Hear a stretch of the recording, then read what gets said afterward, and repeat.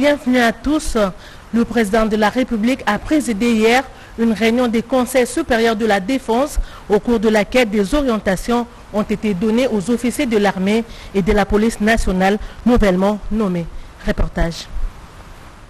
Il était question que le président de la République, qui a bien voulu que cette réunion se tienne, reçoive d'abord les officiers de l'armée et de la police nationale congolaise qui ont été désignés par sa propre personne pour aller faire la mission qui est bien spécifiée dans les ordonnances prises récemment relativement à la situation de l'État à l'est du pays. Voilà le président de la République qui a eu à côté de lui tout ce que vous voyez à côté de moi également, comme technicien de l'armée, a pu avoir un échange aussi fructueux avec ces cadres congolais pour savoir comment, dans quelle mesure nous pouvons aborder toute la situation opérationnelle sur les lieux à l'est du pays. Il s'agit du Conseil supérieur de la défense, bien sûr. C'est ajouté le ministre de la Justice, qui était invité, mais par rapport à tout ce qu'elle pouvait apporter comme élément de nouveau dans ce conseil. Abdelkerim Idriss Déby est l'émissaire du président du Conseil militaire de transition du Tchad. Il a été reçu par le président de la République dans sa casquette du président de l'Union africaine et de la RDC, Kibambe Somo Issa. Reportage. La délégation tchadienne effectue une tournée dans les pays de l'Afrique centrale, conduite par Abdelkerim Idriss Déby, envoyé spécial du président du Conseil militaire de transition. Cette délégation est venue solliciter l'appui du président de la République, président de l'Union africaine, Félix Antoine Tshisekedi Tshilombo, au processus de transition en cours au Tchad. Après un périple dans d'autres pays de l'Afrique centrale, mais nous sommes particulièrement ici pour venir rendre compte du processus qui est enclenché au Tchad depuis la mort prématurée du maréchal au front contre les mercenaires venus de la Libye, au président en exercice de l'Union africaine, mais aussi au président de la République démocratique du Congo en tant que membre de la communauté des États de l'Afrique centrale. Donc notre périple ici beaucoup plus qu'ailleurs, est vraiment dans ce but-là de venir expliquer, relater les faits qui se sont succédés, les divers événements qui se sont succédés au Tchad et le processus qui sont enclenchés dernièrement, notamment par la formation par le Premier ministre d'un gouvernement d'union nationale en vue d'enclencher la transition qui aboutira dans les plus brefs délais à des élections libres, transparentes et démocratiques. Le gouvernement d'union nationale s'assigne l'objectif de conduire le Tchad vers des élections démocratiques dans les meilleurs délais requis. En attendant, le pays est en proie à des difficultés sécuritaires et humanitaires. La situation actuellement au Tchad, sans embâche, nous traversons une période difficile. Je pense que les événements de ces derniers jours nous ont un peu tous surpris. Nous avons en même temps des impératifs sécuritaires. Nous avons aussi des impératifs humanitaires qui encore découlent des conflits des pays voisins du Tchad, mais aussi nous avons un processus politique qui est enclenché. Le Tchad en appelle au soutien de la communauté internationale et du président de la République, président en exercice de l'Union africaine, Félix Antoine Tshisekedi Tshilombo. Un compromis a enfin été trouvé sur certaines clauses de la convention qui lie la RDC au groupe DP World spécialisé dans le commerce international et la construction des terminaux maritimes. DP World a 2 ans pour construire les ports en eau profonde des Bananas. Les détails dans ce reportage. Importante étape qui vient d'être franchie avant les débuts effectifs de travaux de construction du port en eau profonde au port de Banana à l'embouchure du fleuve Congo dans les Congo central. Un compromis a enfin été trouvé sur certaines clauses de la convention qui lie la République démocratique du Congo au groupe DP World spécialisé dans le commerce international et la construction de terminaux maritimes. Au cours d'une brève cérémonie, ce 5 mai, à la Cité de l'Union africaine, les directeurs des cabinets du chef de l'État, Guilain Nyembo, pour la partie congolaise, et M. Suhel Albana, directeur Afrique du groupe DP World, chargé de construire le nouveau port de Banana, ont signé un accord de la révision du contrat signé entre les deux parties. Au total, 34 sous-clauses ont été revues en tenant compte des intérêts de la République démocratique du Congo et de pertinentes orientations du chef de l'État, Félix Antoine Tshisekedi Tshilombo, sur la transparence dans la réalisation de ces projets. Un nouveau contrat revu et corrigé sera signé dans les prochains jours pour permettre le début effectif de travaux du nouveau port de Banana. Signé en mars 2018, la convention sur la construction du port en eau profonde des Banana expirait le 23 mars 2020 sans le moindre début des travaux. Cet accord a été reconduit pour une durée de 18 mois. Après cette signature, les directeurs Afrique du groupe DP World et sa délégation ont rencontré le même jour le président de la République Félix Antoine Tshisekedi Tshilombo pour lui faire part de cette avancée. Au sortir de cette audience, M. Suhel a fait part de sa satisfaction pour cette nouvelle étape franchie. Les travaux de construction du port de Banana devraient durer 2 ans, selon lui. Well, we are very excited to be nous sommes extrêmement excités d'être à la République démocratique du Congo pour travailler sur ce projet-là. Nous estimons que ce projet-là va permettre, je dirais, de développer le commerce au niveau de la République démocratique du Congo. Et comme nous le savons tous, il n'y a pas de facilité aujourd'hui au niveau de la République démocratique du Congo qui est capable de recevoir les gros navires aujourd'hui qui transportent la marchandise et que tout cela se fait à travers le transbordement dans les pays voisins. La construction du port en eau profonde à l'embouchure du fleuve Congo devrait à coup sûr favoriser l'accostage de grands navires et autres porte-containers. Elle devrait favoriser la création d'emplois et maximiser les recettes domaniales et fiscales de l'État congolais. Dans 3 ministères, des audiences ont été accordées. Des activités se sont déroulées dans les ministères de l'enseignement, aux affaires sociales, au tourisme et au sport. À suivre dans ces condensés.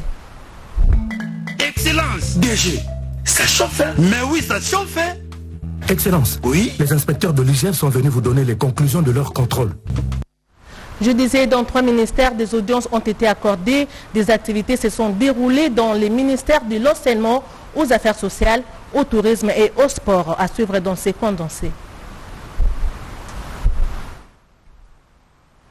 Dans son secteur, c'est dans cette optique qu'il a reçu les responsables des différents services, notamment les directions des infrastructures scolaires, la formation de base, la formation des enseignants et la cartographie. Ces collaborateurs sont venus expliquer au ministre le fonctionnement de leur structure. Constat fait, vieillissement du personnel, baisse de niveau de formation des enseignants et des élèves dans la filière pédagogique. La question est de renforcer la compétence personnelle. Au sport, le ministre Serge Konde Chembo a reçu les dirigeants de clubs de football du Congo réunis en association. Au menu de leur entretien, le problème lié à la participation de joueurs dans les championnats nationaux et le frais irrélatif, à savoir le GoPass, hébergement, le texte et le texte de Covid. Le président de cette association, Lambert Osango, a remercié le chef de l'État pour avoir facilité les déplacements, mais il demande encore une fois aux patrons de sport de placer à leur disposition les matériels pour le test de Covid. Dans la même optique, le nouveau patron du tourisme, Modero Simba, a tenu sa première réunion de prise de contact avec les membres de différents secteurs de son ministère, dont le secrétariat général au tourisme, l'Office national du tourisme, l'Institut congolais pour la conservation de la nature, les sites touristiques de l'Ancélé et plusieurs partenaires du secteur. Occasion pour lui de donner sa vision à ses collaborateurs. Vision qui va tourner autour de la promotion de l'homme et celle du tourisme en République démocratique du Congo. Moment propice pour le collaborateur du ministre Modero Simba de lui présenter les différents problèmes auxquels ils sont confrontés.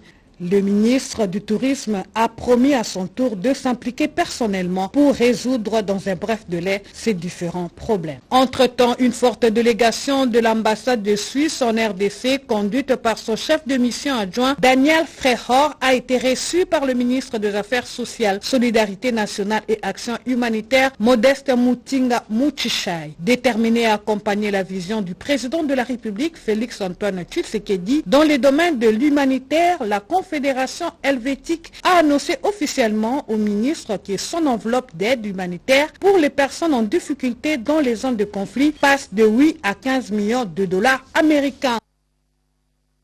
Les femmes victimes de la guerre de l'Est, particulièrement celles de Béni et Butembo, ont été reçues par la ministre du Genre.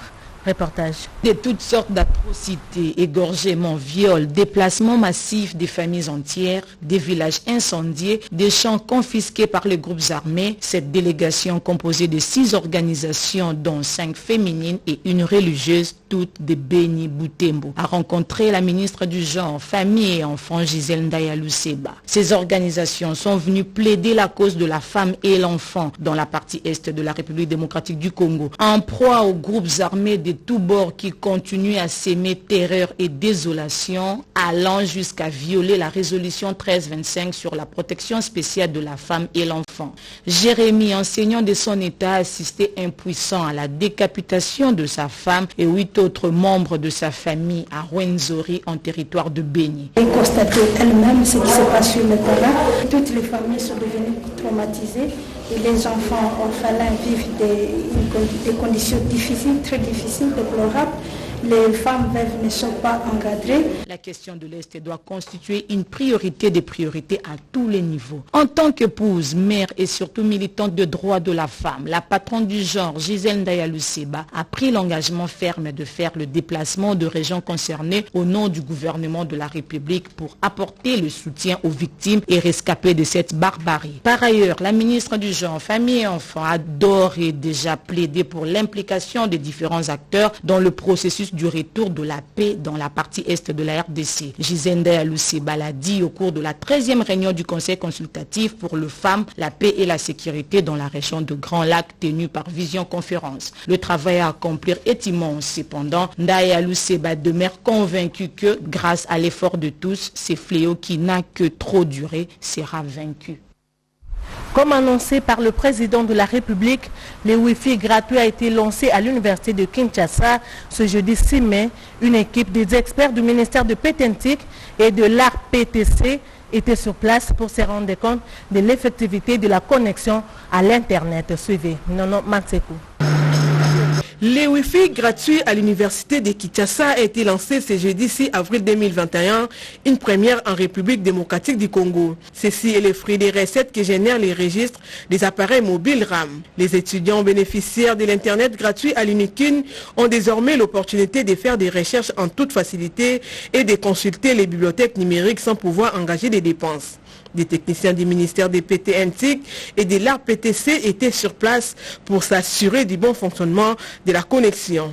Pater Binene Akadiat, conseiller du ministre des PTNTIC, Augustin Kibasa-Maliba, chef de la délégation, a trouvé le mot juste pour remercier les chefs de l'État de vouloir désenclaver les milliers universitaires avec ces systèmes électroniques. Nous remercions bien sûr le chef de l'État parce que n'eût été lui, ça n'aurait pas eu lieu. Et aussi le ministre, le vaillant ministre, pour se former, il va falloir aller puiser dans des ressources. Nous ramenons ces ressources aux étudiants pour leur permettre aujourd'hui d'avoir accès à ces ressources afin de parfaire leur formation et aussi d'améliorer leur façon ou leur vision par rapport à ce qui se passe dans le monde.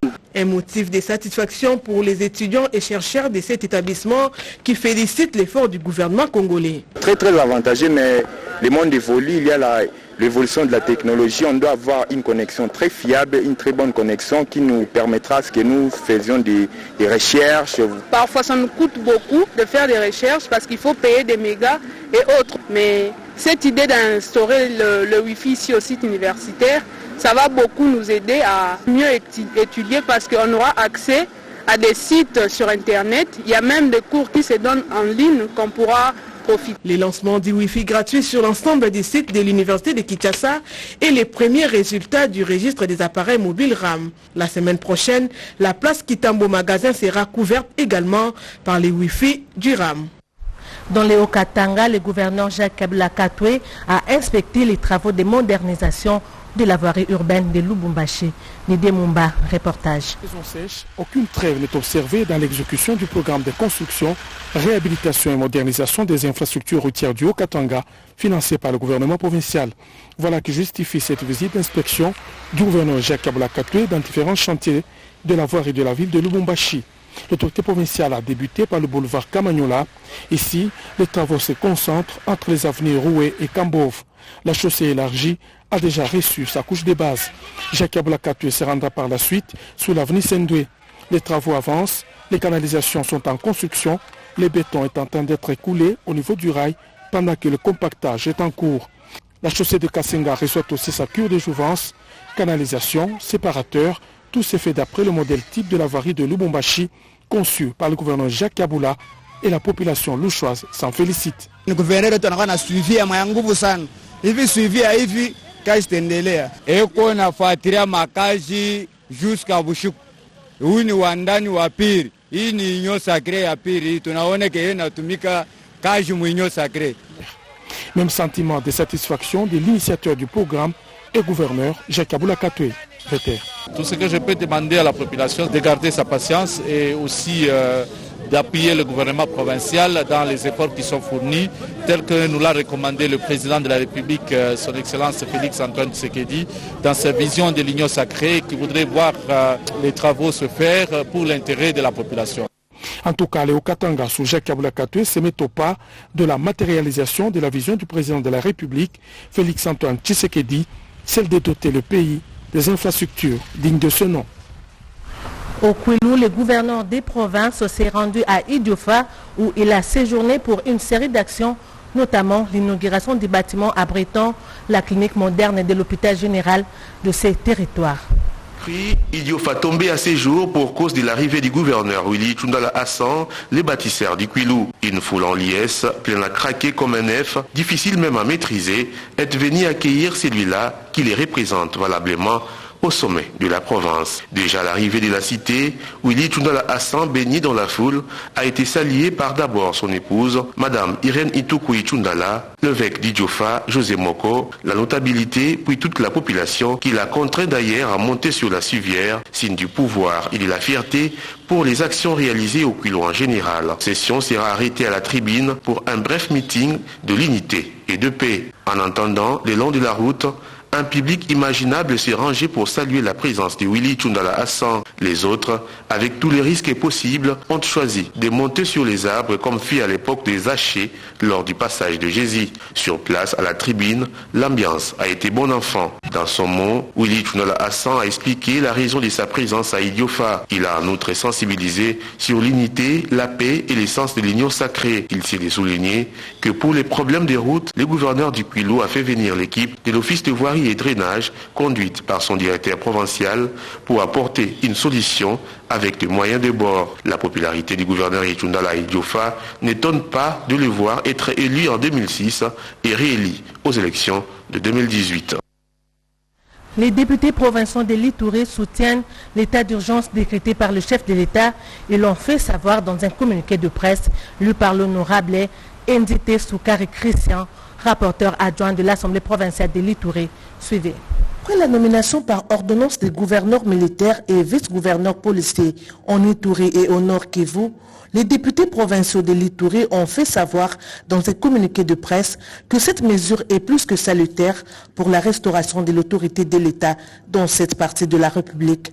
Les élus du peuple de l'Ituri disent soutenir le chef de l'État, Félix Antoine Tshisekedi Tshilombo, à 100%. l'Assemblée provinciale de l'Ituri communique à toute la communauté de l'Ituri qu'en fait, à partir de ce jeudi 6 mai 2021, le Dieu Tout-Puissant aura exaucé toutes les prières et tous les cris de détresse des filles et fils ituriens. En fait, elle aura des hommages très différents à son Excellence Monsieur le Président de la République, chef de l'État, Félix-Antoine Tshisekedi Tshilombo, pour sa vision inspirée et éclairée de l'état de siège et a comme haute finalité restaurer l'autorité de l'État sur l'Assemblée de la province de l'Ituri, replacer l'Ituri sur le chemin de développement. Bref, redonner le sourire au peuple iturien. Ainsi, souhaite-t-elle une chaleureuse bienvenue à l'équipe désignée et qui présidera au destin de la province de l'Ituri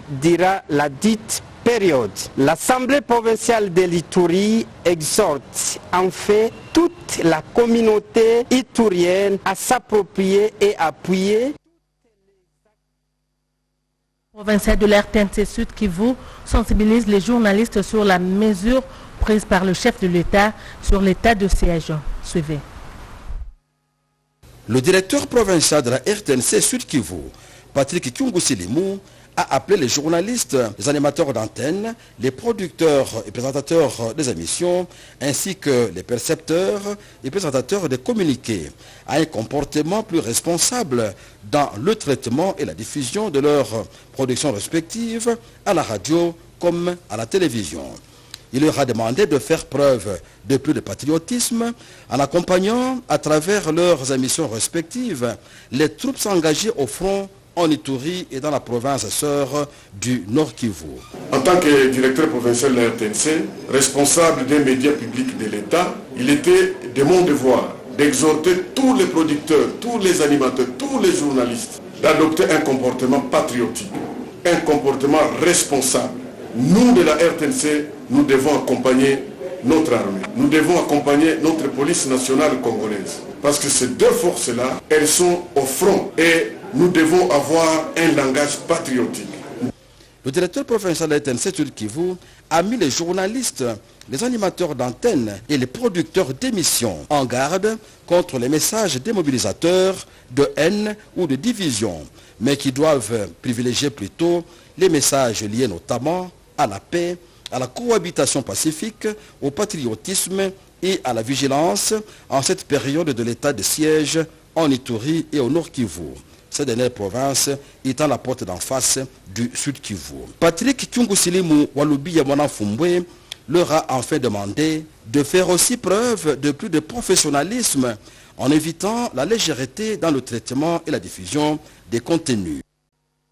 Dans le Nord Kivu, il s'est tenu une réunion de sécurité sur les violences faites aux femmes. Ce mardi 4 mai courant, 2 activités de la mission Engagement citoyen. C'est une mission qui vise à sensibiliser la population à la protection des édifices publics et à l'assainissement de la ville de Goma. Caroline Zanzuka-Sivita déplore les comportements d'une partie de la population qui, après avoir payé la taxe pour la construction des routes, se met à la détruire. Caroline Zanzuka-Sivita veut voir la population locale s'approprier ces édifices publics et à s'impliquer pour leur assainissement. Cette mission va s'exécuter dans le cadre du projet de développement urbain PDU en sigle.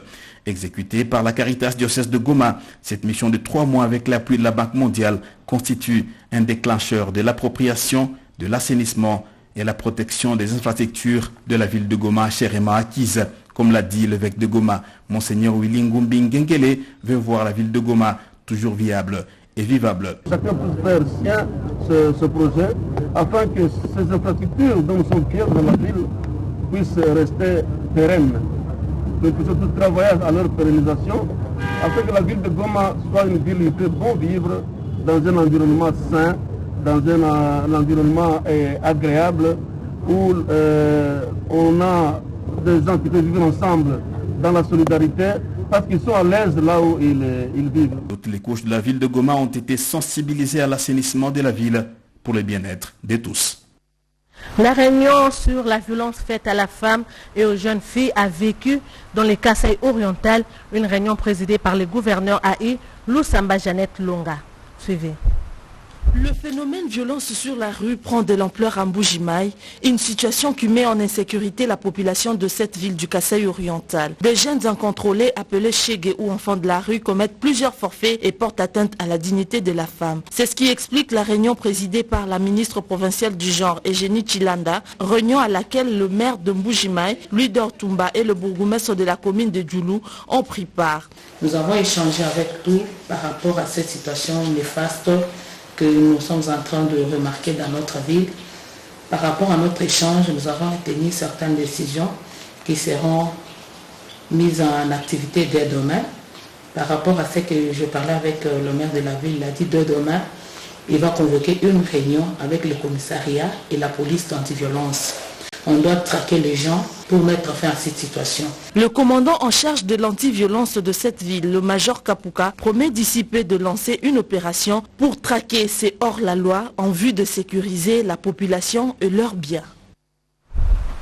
Suivez à présent cette cérémonie d'acquisition du véhicule anti-incendie dans les lois là-bas, cérémonie pilotée par le gouverneur ad intérim de cette province, Fifi Masuka. Reportage. Le bourgmestre de la commune de Manika, Franck Maoula, a présenté au gouverneur intérimaire du Lualaba 2 camions anti-incendie tout neufs, des engins acquis sur base de la redevance minière. Ces 2 camions ont respectivement la capacité de 20 000 et 10 000 litres. Ils ont une pression de 200 mètres de hauteur pouvant maîtriser tout incendie des habitations, aéroports et autres sites importants. Régi par le geste, Fifi Masuka Saini a affiché sa satisfaction sur la franche collaboration qui existe entre l'exécutif provincial et les animateurs des entités territoriales décentralisées. Des entités qui travaillent selon ses orientations en conformité avec la politique du chef de l'État Félix Tshisekedi qui veut que la population sur l'ensemble du territoire national tire les dividendes de ses richesses naturelles. L'autorité provinciale a fait savoir à la presse que d'autres camions anti-incendie vont être commandés pour prévenir les sinistres de feu des industries, logements et aéroports dans la province du Cobalt. C'était l'occasion pour Masuka Saini de remercier le chef de l'État Tshisekedi Tshilombo pour sa considération à l'endroit du peuple lualabais. Nous n'allons pas nous arrêter là, nous allons continuer. Vous voyez à travers toute la province les travaux qui sont en train de se faire et aujourd'hui complétés par cette acquisition qui est pratiquement toute neuve. Je félicite le bourgmestre, je les félicite parce que ce n'est pas que les chefs de l'État nous imposent de faire et nous remercions les chefs de l'État pour sa confiance. La cérémonie de réception des camions s'est déroulée à l'esplanade de l'hôtel du gouvernement provincial. L'Office des promotions des petites et moyennes entreprises OPEC s'intéresse au concours organisé par l'Université catholique au Congo UCC sur l'entrepreneuriat CC dans le but de conseiller et d'orienter les jeunes entrepreneurs à diversifier leur domaine d'investissement, nous dit Nadine Futuka. L'Office des promotions de petites et moyennes entreprises congolaises, OPEC, poursuit son cycle de sensibilisation à l'entrepreneuriat de jeunes dans le milieu universitaire. Ce jeudi 6 mai 2021, cet office était à l'Université catholique du Congo, où un concours dénommé Startup Challenge est organisé sur l'entrepreneuriat de jeunes étudiants. La fonction publique congolaise reçoit aujourd'hui une demande pléthorique de jeunes à la recherche de l'emploi. Notre pays a des potentialités énormes, mais manque d'informations adéquates pour leur orientation sociale et professionnelle. L'OPEC s'investit dans la formation et l'orientation de ces jeunes entrepreneurs. C'est dans ce cadre que l'OPEC s'intéresse au concours Startup Challenge de l'UCC. L'objectif en fait, c'est de matérialiser la vision du président de la République, chef de l'État, son Excellence Félix-Antoine Tshisekedi Tshilombo, qui voudrait à ce que nous puissions avoir des millionnaires congolais. Nous avons déjà un premier groupe qui est dans ce processus d'accompagnement. La semaine prochaine, nous allons organiser une cérémonie solennelle pour leur permettre de brevet ainsi que leur plan d'affaires. C'est dans ce cadre que nous sommes venus également à cette université pour faire passer le message, dire aux jeunes, vous pouvez entreprendre, il le faut parce que notre pays en a besoin. Si vous n'avez pas de compétences, l'OPEC est là pour vous accompagner. accompagner et faire de vous de véritables entrepreneurs qui vont développer notre entrepreneuriat congolais et faire émerger notre classe moyenne congolaise. Le gouvernement congolais parviendra à résorber le chômage des jeunes en les poussant à embrasser l'entrepreneuriat. Plusieurs projets de jeunes étudiants de l'UCC ont été également présentés aux différents partenaires intéressés par cette filière. L'unité spéciale pour la protection de l'environnement dans la ville de Kinshasa vient de finir sa formation avant d'entrer en fonction. La commissaire générale en charge de l'environnement s'est entretenue avec les procureurs de la République pour définir les modalités de leur fonctionnement. Joël Makela.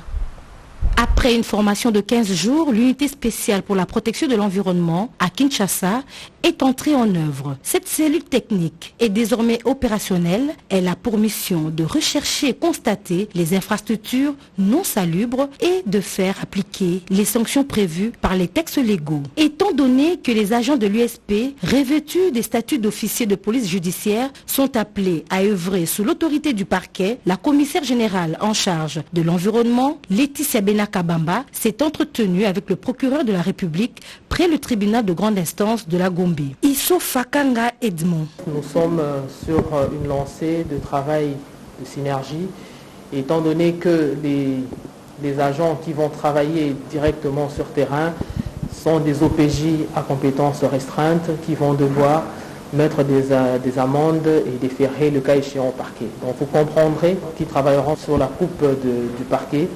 Et donc, il faudrait bien que nous puissions mettre en place une équipe technique qui puisse très rapidement bien ficeler les choses techniquement afin que nous puissions parler le même langage et rester dans la droite ligne de ce que veut le gouverneur de la ville de Kinshasa. La mission de cette unité est primordiale et capitale pour la salubrité de la ville de Kinshasa. L'USP est appelée à travailler comme les services de l'hygiène d'autrefois pour maintenir la ville propre. Maintenir des sensibilisations sur la lutte contre les cancers, les ministères de la Santé, en collaboration avec une organisation pharmaceutique, ont évalué hier les avancées scientifiques enregistrées sur les cancers. Un reportage de Diane Balaka, rendu par Marie Kalong. Repousser les limites de la science dans le domaine médical, c'est garantir une espérance de vie beaucoup plus élevée. Et dans ce domaine, les défis sont immenses, surtout dans le cadre du programme de lutte contre le cancer qui reprend dans ses missions la vision du chef de l'État, Félix-Antoine Tshisekedi Tshilombo, pour une ouverture de soins de santé à un plus grand nombre. C'est dans cette optique que Roche, pionnier mondial dans le domaine des produits pharmaceutiques et du diagnostic, œuvre dans le sens de faire progresser la science afin d'améliorer la qualité de vie. Pour le directeur général de cette structure, avec l'évolution de la science, le cancer ne sera plus une fatalité, mais une maladie chronique possible de trouver guérison. On aimerait que les familles soient rassurées parce que Roche, pour s'établir ici, on a eu l'aval du gouvernement. On a eu le soutien du président de la République, le chef de l'État, Félix-Antoine Tshisekedi, qui nous a accordé aussi le fait de venir ici, parce que c'est aussi dans sa stratégie de gouvernance. Quand on parle du cancer, il ne faut pas avoir peur. La lutte qu'on a aujourd'hui, si aujourd'hui il y a beaucoup de morts du cancer, c'est parce que le diagnostic s'est fait à l'étape finale. Si c'est détecté bientôt, c'est guérissable. Roche, la firme suisse qui a ouvert les bureaux à Kinshasa depuis le mois de février, est connue comme étant un leader mondial dans le diagnostic in vitro et le traitement du cancer. En dehors de la presse locale, le vice-ministre de la Santé, des médecins responsables de plusieurs structures sanitaires du pays ont répondu présents à cette activité de grande portée sociale. Nous avons un communiqué de presse sur la Société nationale de l'électricité. SNEL informe son aimable clientèle que dans le cadre des travaux de modernisation du poste de dispersion d'Inga, il sera procédé ce samedi 8 mai 2021 de 7h à 15h à la réduction alternative de puissance au groupe G21, G22, G26 et G27 de la centrale d'Inga 2. À cet effet, la fourniture de l'énergie électrique sera interrompue dans certains quartiers des communes de la ville de Kinshasa pendant la période précitée. Toutefois, le rétablissement de l'électricité pourra intervenir aussitôt que les travaux prendront fin. Pour toute information utile, nos centres de vente et services ainsi que les call centers sont à la disposition de la clientèle. C'est par ces communiqués que nous bouclons ce journal. Mesdames et messieurs, merci à vous de nous avoir suivis. Retrouvez Oscar Mbal à 20h. Merci et au revoir.